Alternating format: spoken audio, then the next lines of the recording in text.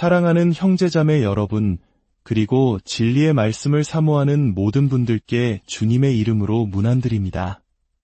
우리는 자주 복음서를 읽고 그 안에서 예수 그리스도의 생애를 마주합니다. 우리는 아기 예수의 탄생을 기뻐하는 성탄절과 십자가의 고난과 영광스러운 부활을 기념하는 부활절에 큰 의미를 둡니다. 하지만 혹시 이런 질문을 해본 적 없으신가요? 예수님의 탄생과 그분의 죽음 사이, 그분이 이 땅에서 제자들과 함께 먹고, 걷고, 가르치셨던 그 3년의 공생애는 우리 신앙에 있어 정확히 어떤 자리를 차지하고 있을까요? 마치 한 편의 위대한 영화에서 가장 중요한 중간 부분을 건너뛰고 시작과 결말만 보는 것처럼 우리는 복음서의 핵심을 놓치고 있는 것은 아닐까요? 오늘 말씀을 통해 부어주실 하나님의 크신 은혜를 기대하며 이 채널의 구독과 좋아요로 복음의 여정에 동참해 주신다면 저희에게는 더 큰 힘이 될 것입니다. 여러분의 삶의 모든 순간에 주님의 평안이 가득하기를 먼저 기도합니다. 제가 10대 시절 학교에서 작은 성경 공부 모임을 이끌었던 기억이 납니다. 몇몇 친구들과 함께 예수님에 관한 핵심 주제들을 순서대로 다루기로 했습니다.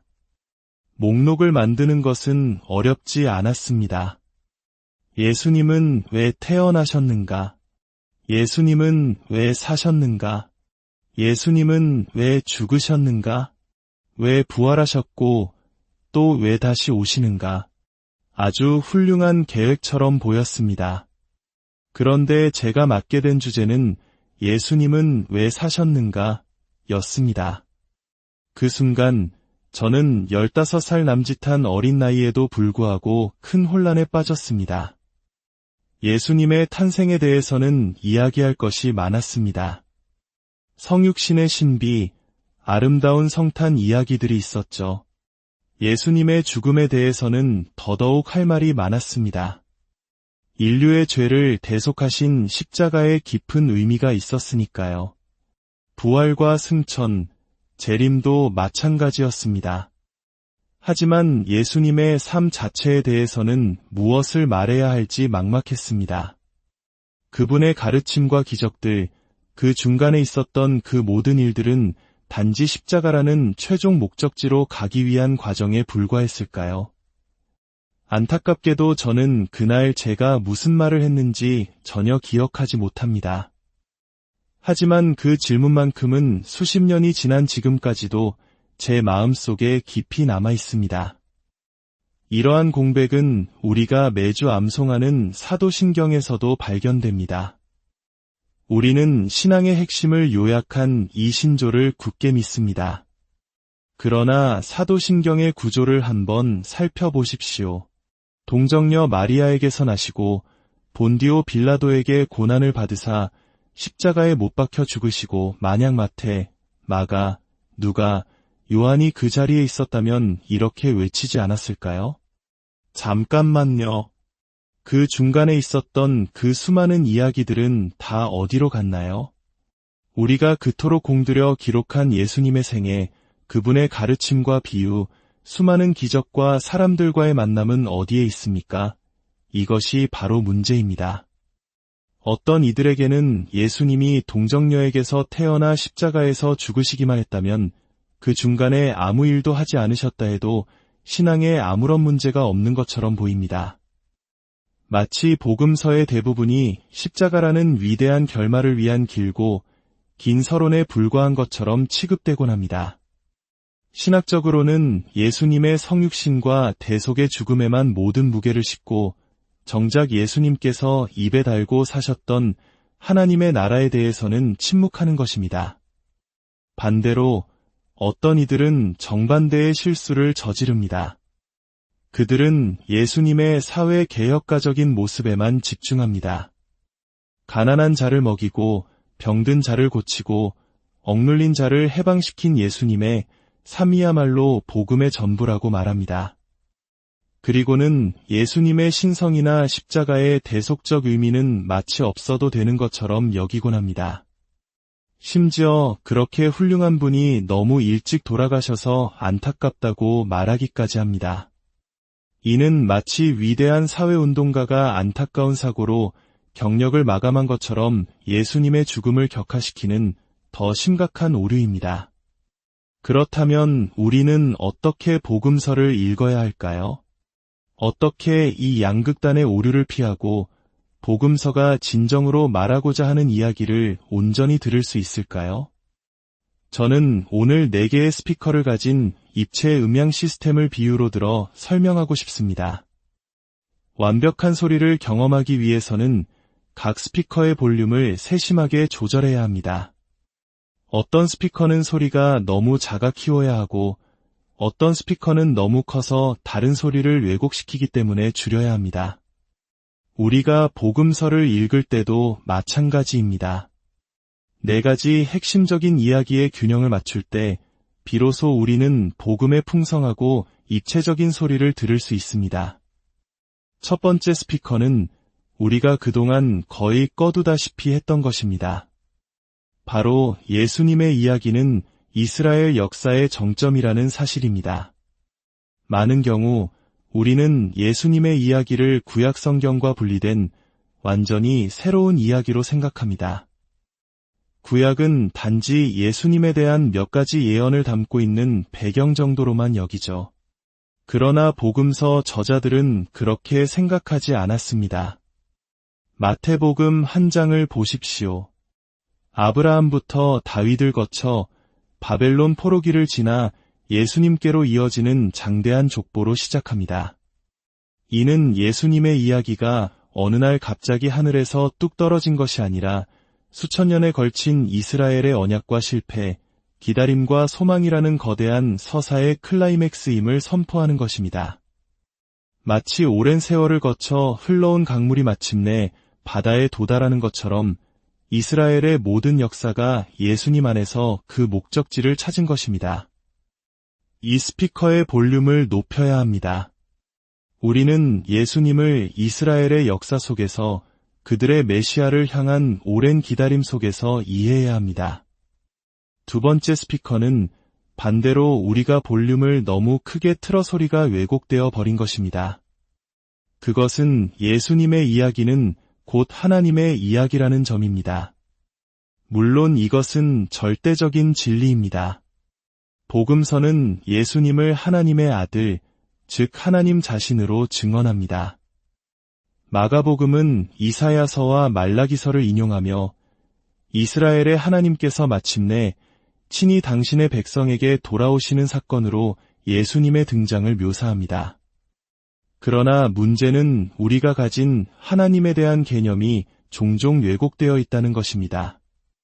우리는 하나님을 저 멀리 하늘 보좌에 앉아 계시며 가끔 기적을 통해 세상에 개입하시는 초월적이고 강력한 존재로만 생각하는 경향이 있습니다. 그리고 그런 하나님에 대한 틀에 예수님을 끼워 맞추려 합니다. 하지만 복음서는 정반대의 작업을 합니다. 복음서는 예수님을 통해 우리가 하나님이라는 단어로 무엇을 의미해야 하는지를 완전히 재정의합니다. 요한은 본래 하나님을 본 사람이 없으되 아버지 품속에 있는 독생하신 하나님이 나타내셨느니라고 말합니다. 하나님이 우리에게 돌아오셨을 때 그분은 불과 구름 속에서 심판자로 오신 것이 아니었습니다. 그분은 병자를 고치고 죄인들과 어울려 먹고 마시며 친구의 무덤 앞에서 눈물 흘리시고 예루살렘을 보며 우시고 마침내는 십자가 위에서 무력하게 죽으시는 모습으로 오셨습니다. 우리는 예수님이 하나님이다라고 외치는 날카로운 볼륨을 조금 줄여야 합니다. 그리고 그 대신 하나님은 바로 이런 분이시구나 하는 깊은 깨달음의 소리를 들어야 합니다. 예수님은 우리의 하나님 개념을 확인시켜주러 오신 것이 아니라 그것을 산산조각 내고 새롭게 빚으러 오셨습니다. 세 번째 스피커 역시 우리가 너무 크게 틀어놓는 경향이 있습니다. 바로 예수님의 이야기는 교회의 시작에 관한 이야기라는 점입니다. 이것도 사실입니다. 예수님은 오늘날 우리가 알고 있는 조직과 건물을 가진 교회를 세우지는 않으셨지만 그분은 분명 하나의 운동, 새로운 공동체를 시작하셨습니다. 그러나 복음서를 단순히 교회를 잘 운영하는 법이나 좋은 신자가 되는 법에 대한 지침서로 축소해서는 안 됩니다. 복음서가 교훈과 윤리를 담고 있는 것은 사실이지만 그것이 전부가 아닙니다. 복음서는 그보다 훨씬 더 큰 이야기, 즉 예수님께서 선포하신 하나님의 나라가 어떻게 이 땅에 시작되었는가에 관한 이야기입니다. 예수님께서 마태복음 28장에서 하늘과 땅의 모든 권세를 내게 주셨으니 라고 말씀하셨을 때 우리는 종종 하늘에만 집중하고 땅에 주어진 권세는 잊어버립니다. 이 스피커의 볼륨도 적절히 조절하여 교회가 그 자체로 목적이 아니라 이 땅에 임하는 하나님 나라를 섬기기 위한 도구임을 기억해야 합니다. 마지막 네 번째 스피커는 첫 번째 스피커처럼 우리가 거의 완전히 꺼버린 것입니다. 그것은 예수님의 이야기는 하나님의 나라와 세상의 나라, 즉 카이사르의 왕국 사이의 충돌에 관한 이야기라는 사실입니다. 우리는 신앙을 사적인 영역, 즉 개인의 영성과 내세에 관한 문제로만 국한시키려는 세상의 요구에 너무나 익숙해져 있습니다. 정치와 종교는 분리되어야 한다. 는 말을 들으며 자랐습니다. 그 결과 우리는 복음서에 나타난 치열한 정치적 긴장감을 읽어내지 못합니다. 누가복음은 예수님의 탄생 이야기를 로마 황제 아우구스투스의 칙령과 연결시키고 그분의 죽음을 로마 총독 본디오 빌라도의 판결과 연결시킵니다. 요한복음 18장과 19장에서 예수님과 빌라도가 왕국과 진리, 권세에 대해 벌이는 대화는 그 절정입니다. 그리고 대제사장들이 카이사르 외에는 우리에게 왕이 없나이다 라고 외치는 장면은 소름 끼치는 반전입니다. 그들은 하나님 대신 세상의 권력을 자신들의 왕으로 선택한 것입니다. 그리고 바로 그 순간 예수님은 유대인의 왕이라는 죄패를 달고 십자가라는 보좌에 오르십니다. 이 스피커의 볼륨을 최대로 높여야 합니다. 복음서는 하나님의 통치가 이 세상의 통치 방식과 어떻게 충돌하며 그 세상의 권세를 어떻게 이기는지를 보여주는 혁명적인 이야기입니다. 이 네 개의 스피커 볼륨을 올바르게 조절할 때 우리는 비로소 복음서의 진정한 메시지를 듣게 됩니다. 예수님의 세례와 십자가 위의 죄패, 이 두 개의 왕적인 순간 사이에 있는 모든 이야기는 바로 이 네 가지 차원이 어우러져 만들어내는 장엄한 교향곡입니다. 복음서는 단순히 예수님에 대한 정보나 해석을 담은 책이 아닙니다. 복음서는 우리를 그 이야기 속으로 초대하여 우리 자신이 예수님의 제자로 살아가도록 빚어가는 살아있는 이야기입니다. 이야기는 개인과 공동체를 형성하는 힘을 가집니다. 우리가 이 이야기를 반복해서 읽고 묵상할 때 우리는 더 이상 과거의 관찰자가 아니라 지금도 계속되고 있는 하나님 나라 이야기의 참여자가 됩니다. 모든 복음서의 마지막, 부활 이야기가 단순한 해피엔딩이 아님을 주목하십시오. 그것은 끝이 아니라 새로운 시작입니다. 제자들을 미지의 세계로 파송하는 위대한 임무의 시작입니다. 이제 그 이야기의 다음 장을 써내려갈 사람들은 바로 우리입니다. 성령의 능력 안에서 기도와 말씀 연구를 통해 우리는 이 땅에서 하나님의 통치가 어떻게 이루어지는지를 보여주도록 부름받았습니다. 그러므로 복음서는 교회의 생명을 위한 연료입니다. 그리고 그 연료가 제대로 타오르기 위해 우리는 복음서가 들려주는 위대한 이야기를 진지하게 들어야 합니다. 그것은 바로 어떻게 하나님께서 예수 그리스도를 통해 이 땅의 왕이 되셨는가에 대한 이야기입니다. 여러분의 삶이 바로 이 땅에서 하나님 나라를 살아내는 증거가 되기를 주님의 이름으로 간절히